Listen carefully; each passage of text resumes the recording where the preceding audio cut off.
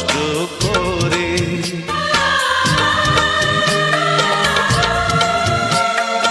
একটু আঘাত পেলেই তো মা বলে উঠেছি কেঁদে, বিপদে না পড়ি তাই তো গলায় তাবিজ দিয়েছ বেঁধে।